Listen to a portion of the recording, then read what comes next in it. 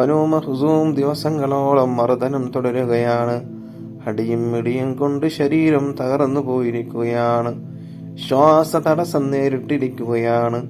മുറിവുകളിലൂടെ രക്തം ഒഴുകി പോയിക്കൊണ്ടിരിക്കുകയാണ്.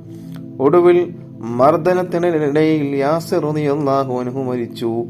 ഇന്നാ ലില്ലാഹി വ ഇന്നാ ഇലൈഹി റാജിഊൻ. എല്ലാവരും അല്ലാഹുവിനുള്ളതാകുന്നു, അവനിലേക്കു തന്നെ മടക്കപ്പെടും. അടുത്ത ഇര സുമയ്യ ബീവിയാണ്.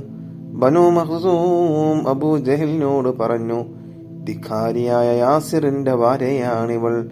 ഇവളെ മര്യാദ പഠിപ്പിക്കാൻ നിങ്ങളെ ഏൽപ്പിക്കുകയാണ്. ഇവളുടെ പേര് സുമയ്യ എന്നാണ്.